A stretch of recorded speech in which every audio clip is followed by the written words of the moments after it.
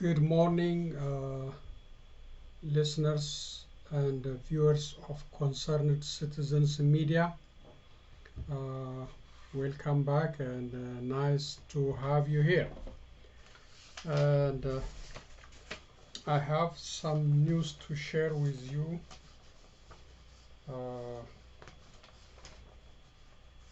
So let's start with the reading part first, then some video at the end. Here are the news and Concerned Citizens Media comment for January 27, 2021.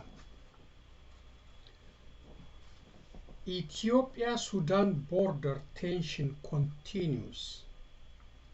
Both countries have exchanged heavy artillery fires on Monday. According to the Sudan's Tribune, Ethiopia attacked first on the area called Jabal Abu Tayron on Sudanese side, and then the Sudanese Defense Force responded appropriately to Ethiopia's attack. Jabal Abu Tayron is one of the areas recently taken from Ethiopian farmers by Sudanese military. There is no casualty report on both sides in this current attack and counter-attack. The border between these two nations remains tense. Ethiopia's hand is tied with domestic political and security infighting instead of collectively defending its border from foreign enemies. At the meantime, Mr. Dina Mufti, Ethiopia's spokesperson for foreign affairs, said yesterday that Ethiopia will not sit down for negotiation with Sudan unless Sudan withdraws its entire military forces from Ethiopia's territories. And Sudan does not have the intention of doing that from our understanding of its position from its several previous press briefings. So the tension remains high. Kello Media reported under its breaking news bulletin yesterday that its credible source informed it that the rumors about the illness, assassination attempts, or death of Prime Minister Abiy Ahmed are fake news. According to Kello Media confirmation, nothing has happened to Prime Minister Abiy Ahmed, and Abiy Ahmed and his supporters have been purposely infusing misinformation into the public domain. Abiy Ahmed and his supporters have adopted the same strategy as Eritrean President Isaias Afwerki. Misinforming the public or purposely spreading fake news is becoming the new strategy, especially under Abiy Ahmed leadership and his prosperity supporters. So far, no one was held accountable for these lies and for knowingly infusing these fake news into various social media circulations. So, spreading false news or fake news is one of the strategy of Abiy Ahmed and his supporters. They're using like a propaganda tool to divert attention from something or to spread false rumors.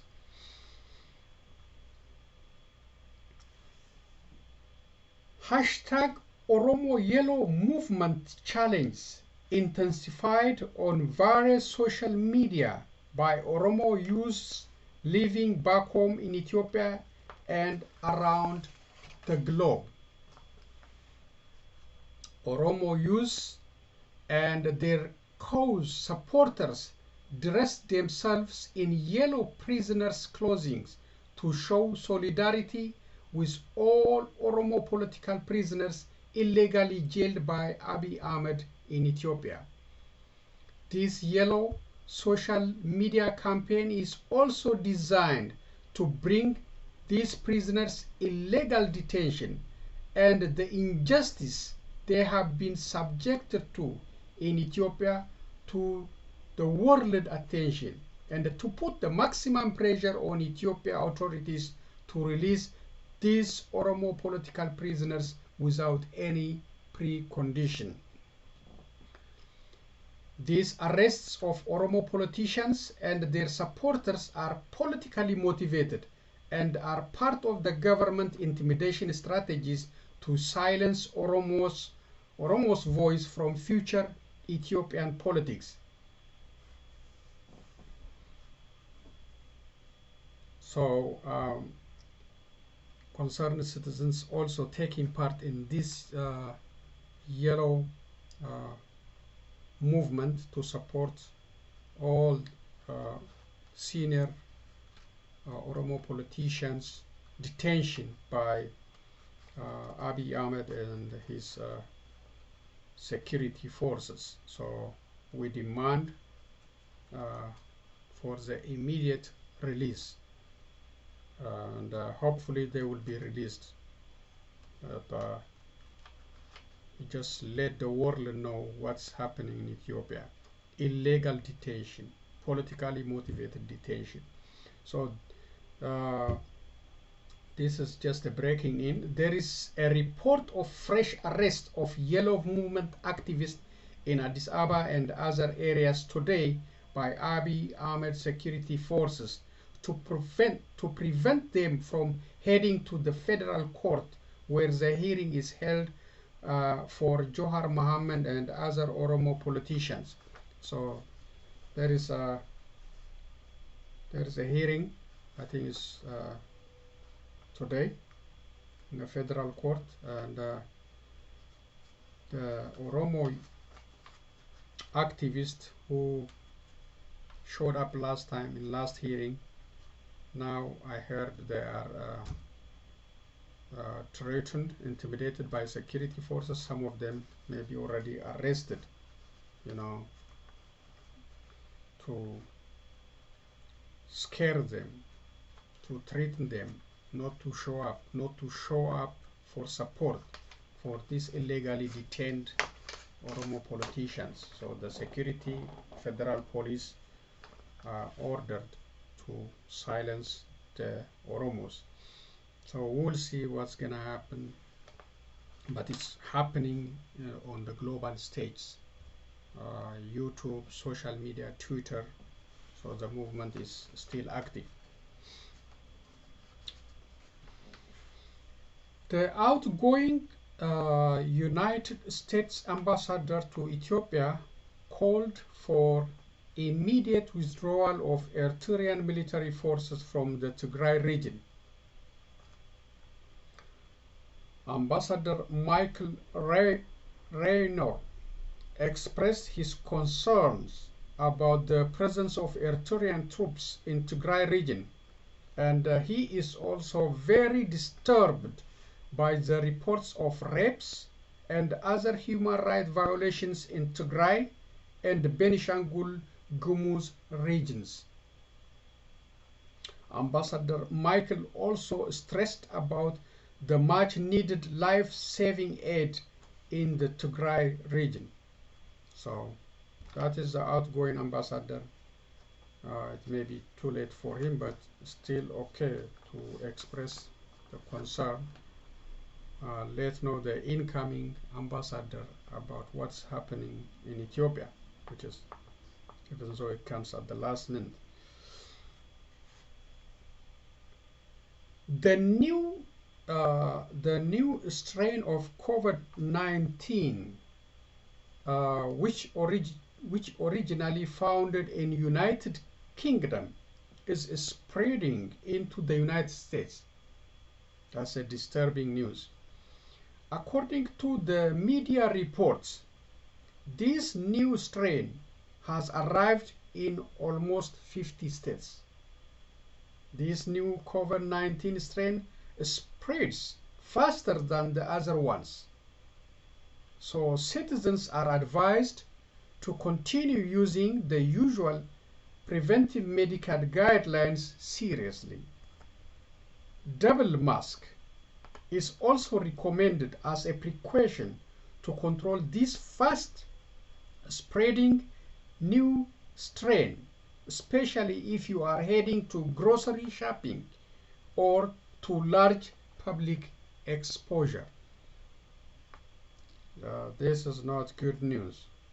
So we have to be careful. We have to continue social distancing, sanitizing, frequent hand washing, and all other guidelines to stop the previous COVID-19 plus this new arrival, which is spreading faster. And we are encouraged to use double mask when you are heading to shopping or exposure if you are exposed yourself to a large gathering. So this is not good news. We have the vaccination for the other one, so I don't know if it's working for this new strain, but still we have shortage of vaccination. So we have to just keep practicing the guidelines seriously. Uganda's courts order security forces to leave Bobi Wine home. The Uganda's High Court has lifted the house arrest of Bobi Wine after security forces surrounded the presidential candidate home for 10 days, his lawyer said on Monday. The court held that the freedom to personal liberty is too crucial that it should not be restricted casually or indefinitely. George Musisi told CNN over the phone. Justice Michael Elubu, who heads the court's civil division, said that if the government had evidence against Bobi Wine, he should be charged in court, not held unjustifiably at his home. According to Musisi, Bobi Wine, a popular singer, was the main opposition frontrunner in the presidential election held on January 14, and his home has been surrounded by military and police since the election ended. Bobi Wine rejects the election results, saying he has evidence of fraud and intimidation. President Yoweri Museveni was declared the winner of that election.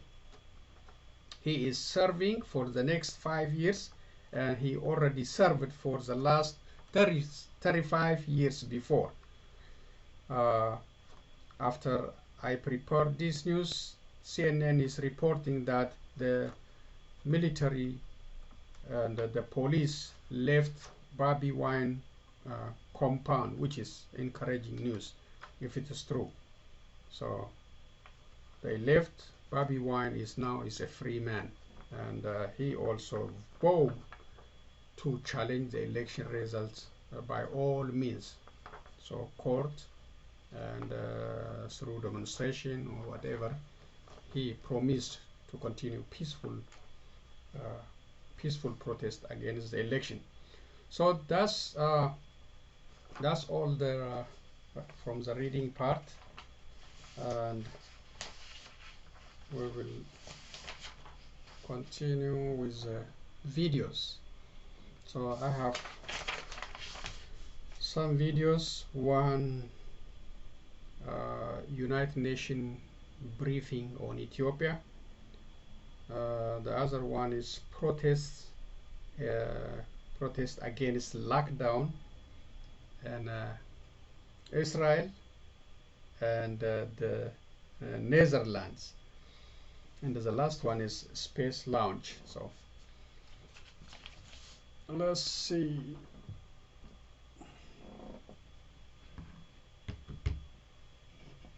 Okay.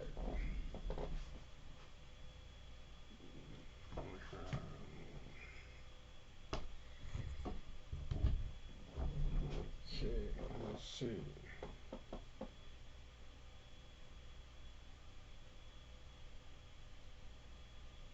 This one is UN briefing. It's a very short one.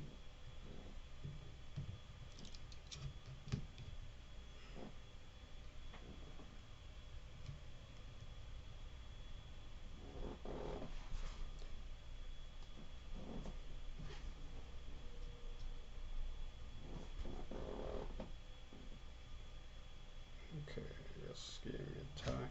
Oh, sorry.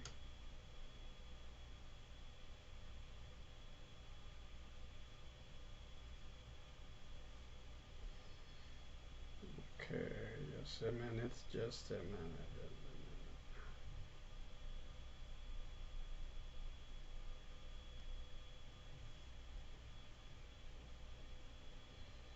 Just a minute.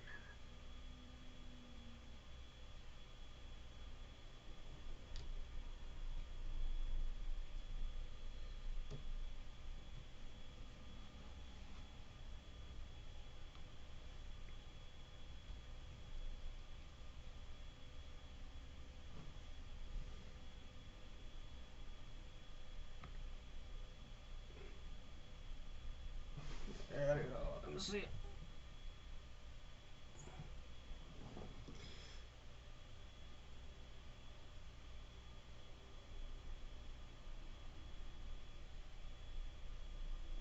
Updates from the field from Ethiopia. We are told that our humanitarian colleagues there are receiving reports of rising hunger and malnutrition in Tigray. It is still not possible to determine the full impact of the crisis on food insecurity, but months of conflict, the dire lack of food, access to food is worsening an already dire situation caused by the pandemic and the locust infestation. Many farmers have missed the harvest season, and food is scarce in local markets due to regional trade being blocked. While certain services have been restored in some major towns, electricity, banking, communications, transportation services have yet to be restarted in most of the region. Access to cash and banking services is only available in the province's capital, Mekelle. And our colleagues at the World Health Organization warn about increasing risks of the spread of disease. Nearly 80% of the hospitals are still not functional, and insufficient medical supplies are being delivered. Clean water is another concern, with hundreds of water pumps also not functioning properly. Our humanitarian colleagues stress that overall situation is dire. Although supplies have increasingly been allowed to enter the region, most of the critical staff needed to scale up the response have still not been able to access the area. And we continue to call for immediate, unimpeded, and safe passage of humanitarian personnel and supplies to Tigray to reach all people in need of assistance. Also wanted to flag that today the head of UNESCO, Azoulay, called for an inquiry into the killing of journalist Dawit Kebede. He was found dead on January 19th in Mekelle, the capital of Tigray. He was working for Tigray Regional Television at the time. Turning to Yemen, we are indeed aware of the new general licenses issued by the U.S. yesterday afternoon. So, thanks to Abiy Ahmed, all the problems you heard from this briefing is created by the conflict that could be avoided. Now, no electricity, no water, no telephone service, no bank service. People are starving. So thanks to Abiy Ahmed and his supporters in Ethiopia, that could be avoided. It's only for political infighting. Let's go to the next video now. Okay, let's see.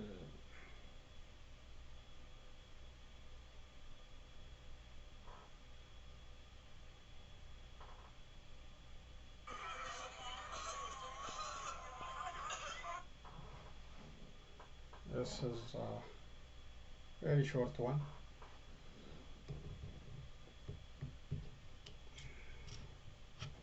Let's see how.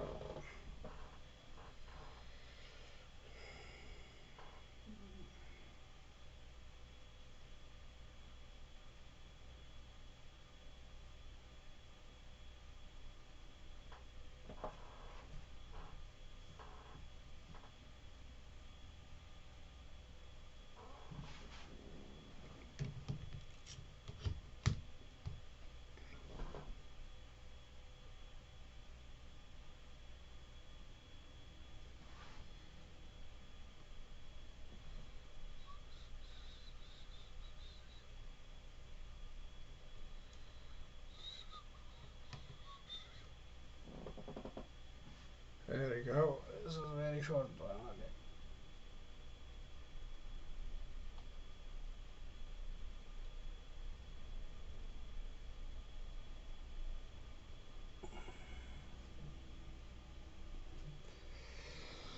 Oh man.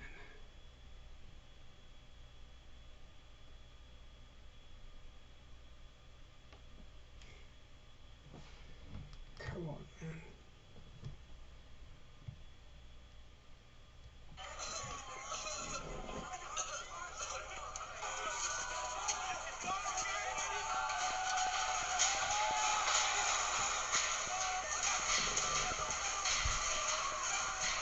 That's in Israel.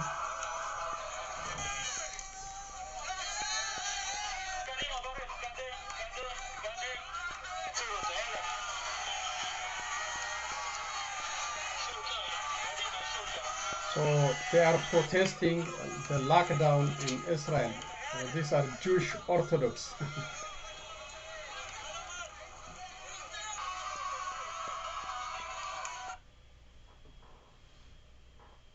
So that is the RT, Russian TV, reporting. For the first time since World War II, the capital of the Netherlands is under curfew. This is From 9 in the evening Netherlands. until 4:30 in the morning, people in Amsterdam have been told to stay home. And on Sunday, this was the reaction of many. Crowds of hundreds of people voicing defiance. I don't agree with the actual politics in the Netherlands, the restrictions of freedom. The media don't always show these protests nicely, but I hope we can show that this is just a voice saying no. We are so afraid that we're going in the wrong direction. This is understandable, but it's really the wrong way. Bars, restaurants, cinemas, and cafes in the country had already been ordered to close in October, but the extra restrictions have created an unexpected backlash. Ik ben het niet eens met de avondklok. I don't agree with the curfew because I don't believe that it will have a big effect overall. I believe that people will come up with alternatives anyway. Normally people would meet at 9 p.m., but now they will meet at 3 p.m. They will keep on seeing each other. Parliament tightened the restrictions last week to prevent a new surge in cases from a coronavirus variant first identified in the UK. Police were deployed in Amsterdam and at least 9 other cities. Nearly 200 people were arrested in the Dutch capital on Sunday, where water cannon were used on demonstrators. Another 90 were detained in Eindhoven, where the central train station in the city was attacked and vehicles burned. The Prime Minister has condemned the violence. This is unacceptable. Every normal person can only be disgusted by this. One really wonders what has got into these people. This has nothing to do with protesting. It's criminal violence, which we'll treat as such. The government has also banned flights from South Africa, South America, and the UK, and is preventing ferries carrying British passengers from docking. Officials have issued a message telling people not to travel to the Netherlands, and the national lockdown is due to remain in place for at least the next 2 weeks. Andrew Chappelle, Al Jazeera.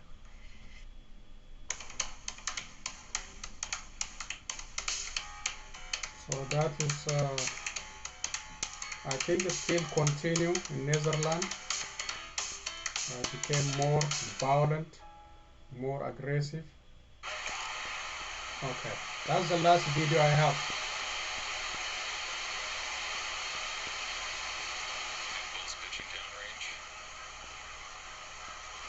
That's the satellite launching.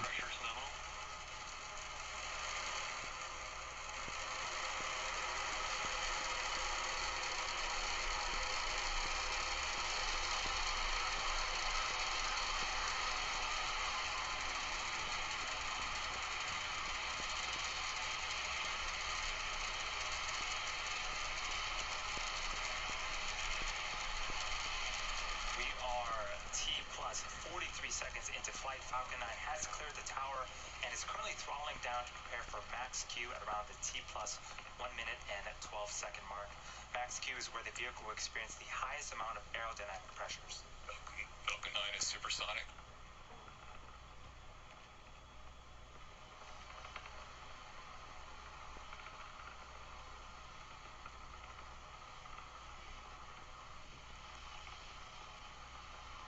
Max Q. And we've Yeah, just that's passed Max cute. Q. That is a really cool tracking shot of Falcon 9. All is looking good with the stage 1 trajectory. In about a minute, we have 3 events coming up in quick succession. First up is main engine cutoff. That's where the 9 engines on the first stage will shut off, followed by stage separation, where the first and second stages will separate from one another. Shortly after that, we'll have second engine start 1. The Merlin vacuum engine on the second stage will ignite its engine and continue its journey into orbit.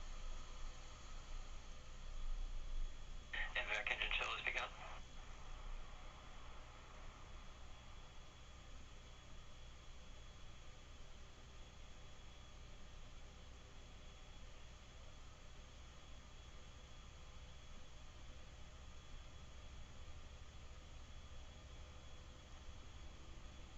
We're about 20 seconds away from main engine cutoff, the start of those 3 events happening in rapid succession.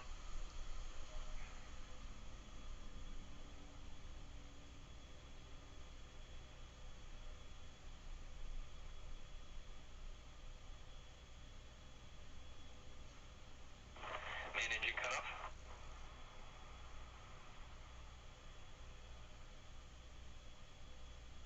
Stage separation confirmed.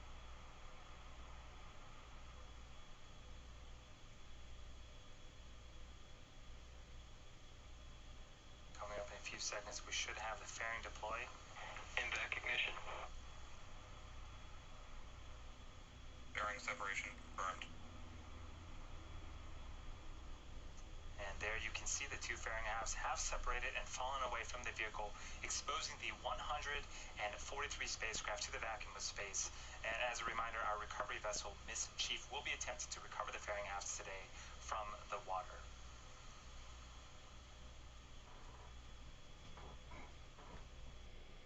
That's great, encouraging satellite launch. It's almost 143 satellite to space. So really, it's very inspiring, encouraging news. So that's all I have for today. Thank you again for listening and taking the time to share the news with me. I heard Johar Mohammed, Bakala Garba, and other politicians, they have a hearing in Ethiopia. So let's pray for them so that they will be released. We know they didn't do anything wrong. They are just political prisoners to remove them so that they cannot play in the upcoming election. If they are allowed to be free to campaign, they will defeat PP, especially in Oromia region, easily. So that's why all this pressure on them, arresting them, shutting their bank account, holding their vehicles, loot, taking their family property. All this is to crush them so that they will not be able to participate in Ethiopian politics. So we will see. We hope good news will come out from this hearing. Most of the cases dismissed last time, so we don't know what will be, but it will be very difficult because PP, Prosperity Party, determined to win the election by any means. By any means, because all the resources are in their hand. They can wage a war if they want to. Nobody challenge them. We don't have parliament. We don't have any authority to hold them down. They can do whatever they want to do. They can jail anybody. They can loot anybody's property. They can kill anybody and throw the body on the river, in the river or by a forest, and nobody hold them accountable. There's a lot of crazy stuff going on over there. So let's pray for good news, and thank you again. I appreciate you for taking the time to share this news with me. I will be back with other news and a video, and Concerned Citizens Media is also today is part of the movement, part of the yellow movement in support of Johar Muhammad, Batala Garba, Hamza Borana, Michael Boran, and other Oromos arrested illegally in the unjustified ways. They didn't do any crime. So let's keep the fight. Let's be the voice for the voiceless in all means, whatever we can. Keep the resistance movement continue until freedom is achieved in that country. We will not let down as long as all our people are in prison. We will continue our resistance signs like this. Thank you again. I will be back with other news and videos. So long.